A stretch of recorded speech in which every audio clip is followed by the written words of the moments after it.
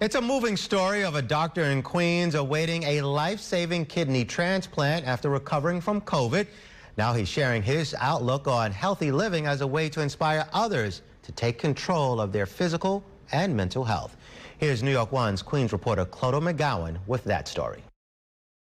Going in for dialysis and not as a doctor who's about to see a patient. 3 days a week, Dr. Philippe Douillon becomes the patient as he undergoes dialysis at New York Presbyterian Columbia University Irving Medical Center. He documented the process for New York One. Dialysis is when they essentially do the job that the kidneys are not doing so well anymore. Douillon was diagnosed with kidney disease at 18. Days after graduating from medical school, he received a kidney donated by his dad. But about 3 years ago, his kidney function started to decline again.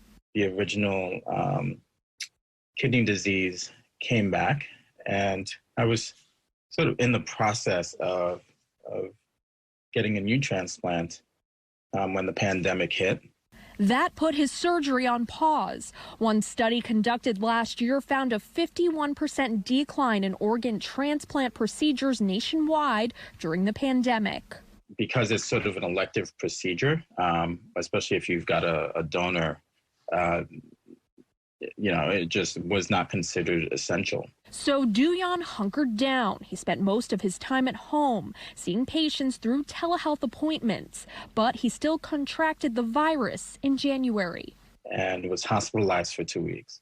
And so that accelerated my kidney failure. Although contracting COVID-19 pushed back his transplant once again, an end date is in sight. His surgery is scheduled for May. This time, his cousin is his donor. People who donate organs, they're really unsung heroes. Meantime, Douillon, a neurologist, created an online course called Take Charge of Your Brain in 30 Days. I'm working with people with neurological and medical disorders to help them reset their minds and embrace the healing process. The goal is to inspire others to lead healthier lives, both physically and mentally.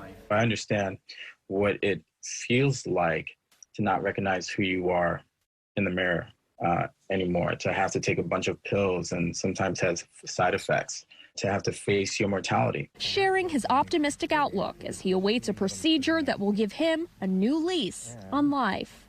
In Queens, Clodo McGowan, New York One.